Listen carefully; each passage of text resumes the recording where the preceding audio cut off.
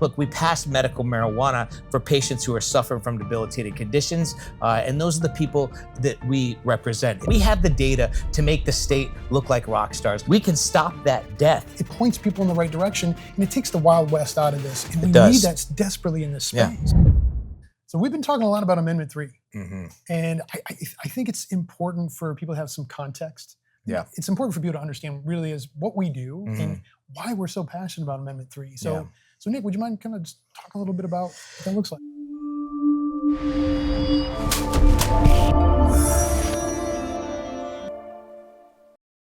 Yeah, so, we do get the comments about we're just concerned about our business, which is why we want to block Amendment 3. And that's not the case at all, actually. But so we are a patient management platform. We created a software that is built specifically for Florida. It handles all the nuances and the rules and regulations. We've streamlined the entire process from beginning to end. I started my Florida Green by accident. I actually created all the software and the tech that runs the back end of it. Was planning on licensing it to a few doctors back in 2016 when it first started for medical marijuana, and realized that the healthcare system is nothing shy of a criminal enterprise, basically. So I pulled the software back, founded and trademarked My Florida Green, partnered with our own doctors and created our own platform, which was simple. But we handle the education. We handle the entire process of the certification between the doctor and the patient, keeping both in compliance. And our platform can literally bridge the gap between the state, the doctor, and the patient if the state would work with us. So, it's Amendment 3 is a bill that was written by the CEO of the biggest dispensary in Florida, and not bashing her, disrespecting her. I know she is a beast, and I know that this is a behemoth of a company that has invested $88 million now into passing this amendment, which, if this is going to be an amendment passed by the people, why do you have to spend $88 million to ensure it happens? Like, something there doesn't really make a lot of sense to me, but maybe the followers and watchers and viewers can, kind of comment on that. But why do you have to spend $88 million to pass a bill that's going to be passed by the people? That doesn't make a lot of sense. Why are people being paid off? We have DC Drano with Drain the Swamp Media, who was paid $160,000, and I'm sure that's not over, who has been endorsing it. You have President Trump, who's endorsed Amendment 3 as well. You have the guy from Barstools, who we just found out is actually partnering with GTI Industries, Green Thumb Industries.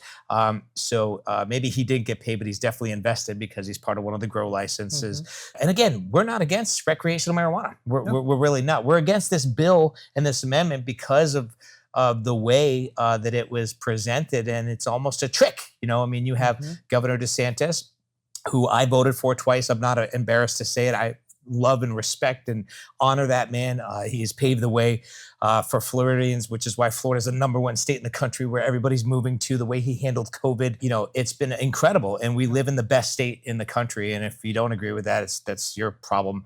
But, you have the recreational states that have passed recreational marijuana that have all turned into cesspools, absolute cesspools. There's not one state that's done it right. You have Ohio, and if anybody's watching from Ohio, please comment. You have Ohio that has passed rec. They just put the rules and regulations in place, and it's just an absolute disaster and travesty. The patients are 100% suffering. There's no supply for the patients, and they've literally fell to the wayside. Look, we passed medical marijuana for patients who are suffering from debilitating conditions, and those are the people that we represent. It is my fervent duty to speak up on this and to make sure that people understand what Amendment 3 is. And it is not our job to sway you one way or the other. We have not said vote no on Amendment 3, not once. We're not telling you how to vote. You vote however you want, but do understand that this is literally a ploy, almost a political stunt, in my opinion. I'm not going to say one way or the other, but it's almost a ploy or a political stunt that is literally going to give one dispensary a full monopoly on the entire state of Florida with no liability whatsoever, which is very similar to big tobacco and big pharma and how they pass drugs and even the vaccines. There's no liability. So you have a son, a nonverbal son with autism. I'm sure you have plenty that you'd like to talk about with vaccines and what have you, which we'll save for a different, episode. But, there's no liability. There's nobody for you to go after. So if this company, once recreational passes, creates a tainted product, which there has been rumors that there has been tainted products that have been released into the market. There's rumors about the reports from the health department taking them down off. I don't know the facts to that, so I can't comment in depth or evidence. But once there's a tainted product and somebody dies or somebody's injured from the products that are being put out, there's no liability. This company it can't be held liable. I mean, that's what Governor DeSantis is talking about on the podium. You see him. We 100% agree with him. We are 100% aligned with Governor DeSantis. I do believe what started this, and people do need to know, is the Office of Medical Marijuana Use created an emergency rule back in August of 2022 where they created an emergency rule which restricted the amount of milligrams that a patient can access over a 70-day rolling allotment. It sounds confusing because it's designed to be that way, but they can get 24,500 milligrams. Which sounds like a lot, but it's combined out of all routes, which means smokable tinctures, inhalation, oral capsules, and concentrates. So combined, that's not that much, especially if you're a daily user or you've been using this. And what happened is the entire medical program imploded. Right. We had Parkinson's patients calling us from the podiums at the dispensaries, the dispensary representatives telling the patients that it was our fault when they clearly knew it wasn't our fault. It was almost designed to create just an absolute chaotic event to make people walk away from the program, which we've had. We've had patients that no longer are in the program. They went back to opioids. We have patients that are using black market products now and don't want to maintain their marijuana recommendation, because what's the point? They can only access so many. Now there is an exemption process which we have streamlined that, but it's an administrative nightmare, So it's almost and the way that TrueLeaf, the influence that TrueLeaf has on these different verticals is a little concerning, right? Yeah. Their influence is a bit scary. No one has the balls and the guts to stand up and say, wait a minute, this isn't right, except Governor DeSantis, right? And I'm not standing here and telling you that TrueLeaf's wrong or that they're bad or saying anything slanderous or malice or anything like that. But what I am telling you is the way that this bill was presented, in my opinion, is going to completely destroy the medical program for medical patients, as this emergency rule already did. And the OMMU is partially, in my opinion, responsible for it, right? So, and then ironically, as soon as that emergency rule went into place in August of 2022, TrueLeaf sent their representatives out to all the clinics, right? We're very involved in the medical space. We facilitate the medical marijuana card. So their reps show up at all the clinics all over the state to show patients or show doctors how to put the exemption form in. And another weird thing is the most profitable product with dispensaries is flower, smokable flower. It's the cheapest and easiest to create. You take the bud, you have some bud trimmers,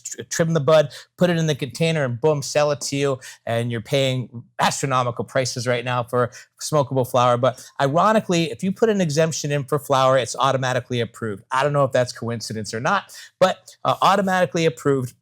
So all of a sudden, the dispensaries are selling more flower, but we need to put an exemption in for other routes as well, which is taking time. So there's a lot of questions and a lot of dots to connect, which aren't that complicated to connect. And it's almost like this was designed or set up to pave the way for recreational marijuana. Not that I have evidence to say that that is, but if you look at it from a different lens, from our lens, because we're deep in the medical space, we represent 43,000 patients on our platform. If you look at how this whole thing unfolded, it almost looks like this was created and designed to pass through the way that it is going right now. Absolutely. I mean, going back to the 88 million, right? So 88 million spent, and there's no home grow on this adult use bill. It's another thing, right? Yeah. So meaning that I have to go to that dispensary to buy all of my products, and I can't grow it at home.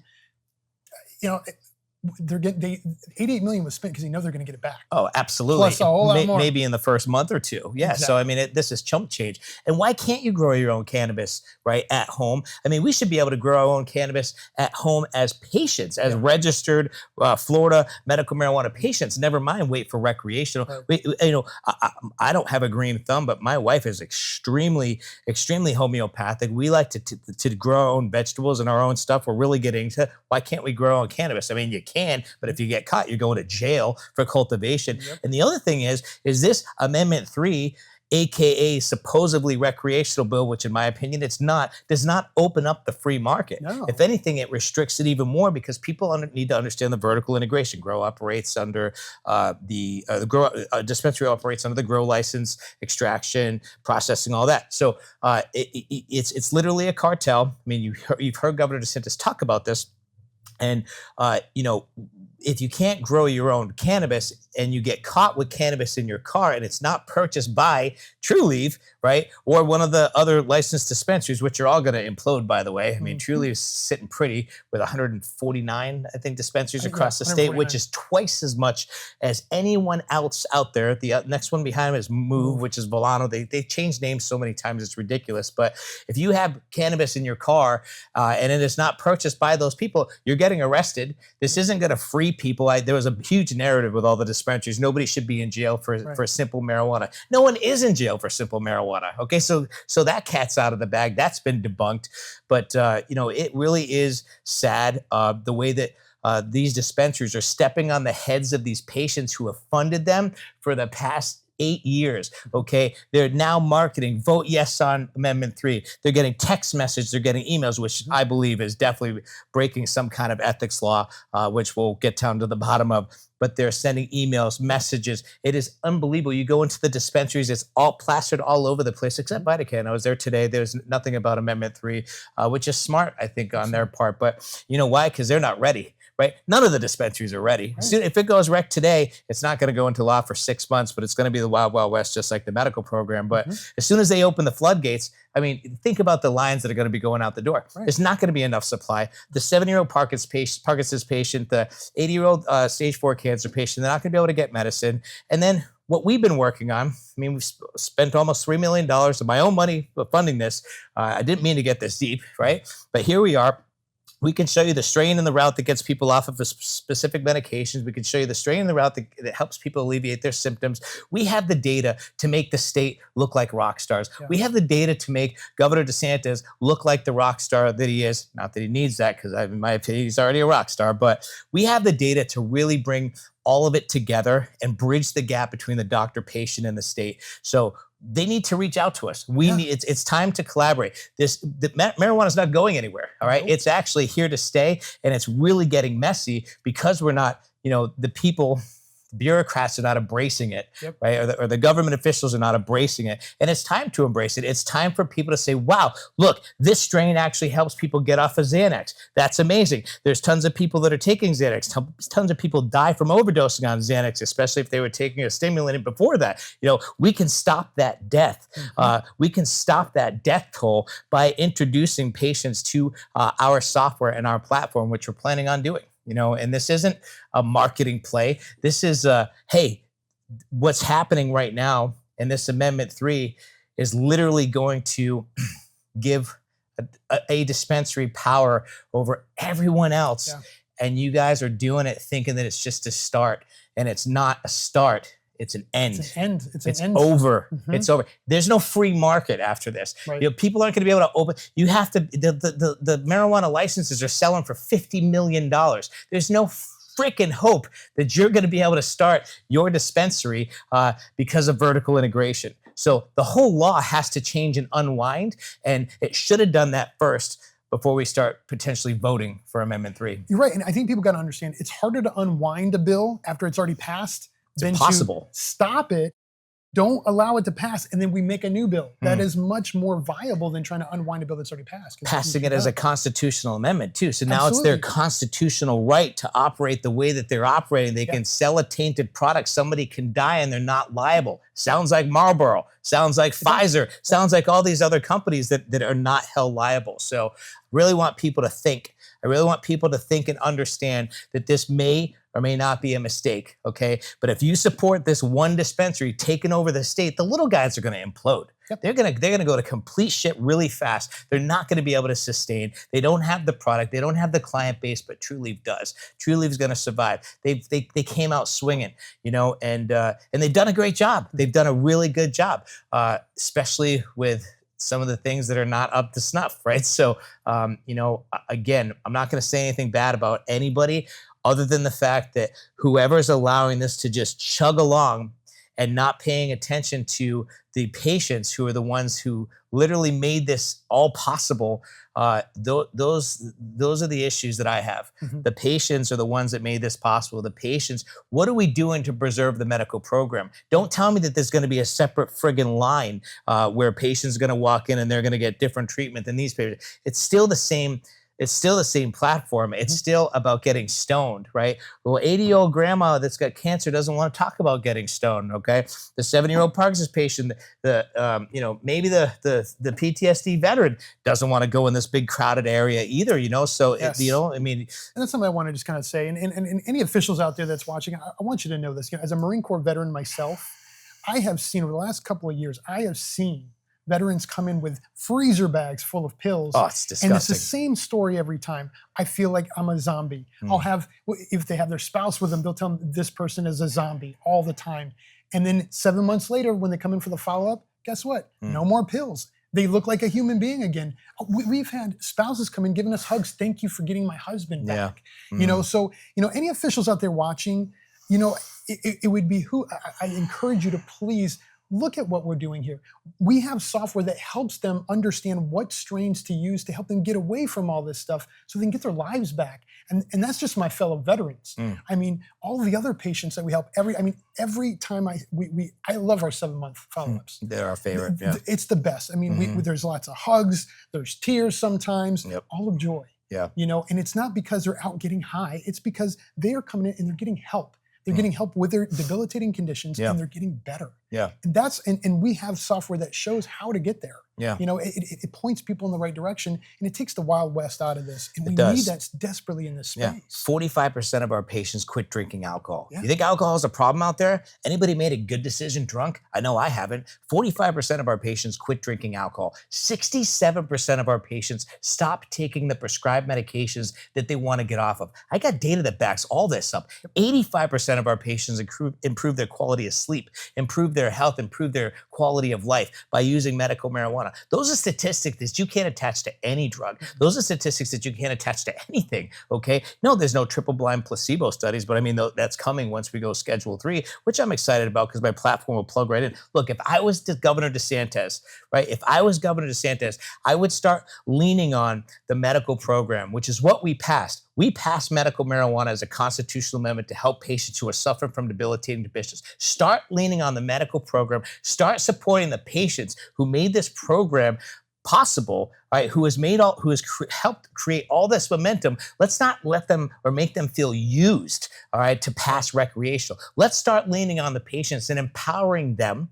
Let's remove and release some of the restrictions that are in place, right? Let's empower the patient to medicate and use the products. Not all medical patients are stoners, right? Some are. There are some bad actors out there, right? We're not one of them. We're the good guys. I would say 5 to 8% of our patients are stoners, but they still qualify because they have a medical condition. So who are we to judge? I don't have a God card, and neither does anybody else, right? But if I was Governor DeSantis, I would start leaning on the medical program more. You got backup by hemp, right? The hemp industry is 100% behind Governor DeSantis. He vetoed that bill, which was also going to empower True Leaf to take over the market and make basically CBD a felony, okay, or some of the deltas a felony, right? So put basically a lot of these hemp shops out of business. Look, that's a bit of a mess that needs to get cleaned up as well. But unless you rewrite and unwind the federal hemp bill that Trump signed back in 2018, then you're not going to be able to solve that problem. But there is a way that we can unify and work together. But if I was Governor DeSantis, I would start leaning on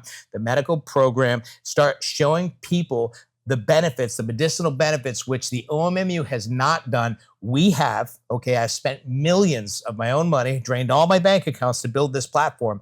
I have the data that I can show you what works for people that have anxiety. I can show you what works for people that have PTSD, cancer, Parkinson's, HIV, right? The reason why we are why we have the most patients per doctor is not because we're running a pill mill. It's because we implemented artificial intelligence and an incredible platform that helps patients monitor their progress, and we document the positive outcomes as well as negative, which, by the way, are not that much, okay? No one's died from a marijuana overdose. It's been used for thousands of years now, right? We have the data to make the OMMU and Governor DeSantis look like the rock stars that they are, and it's time to unite, and it's time to reach out to us, and it's time for us all to get together. We support you, Governor DeSantis. We definitely want to be a part of, the positive movement, and it's time for us to start paving the way for these patients as they deserve it. They're suffering from debilitating conditions. We passed a medical program. It's 8 years now. It's time to embrace what we've been doing. Let's keep it intact. Let's keep it intact. Exactly. Yeah. So thank you for watching this rant. And again, we're not against recreational marijuana, but we're definitely against Amendment 3. And share your thoughts. We want to hear your thoughts in the comments. We want to hear what you think. And see you next time. All right. Happy healing. Take care.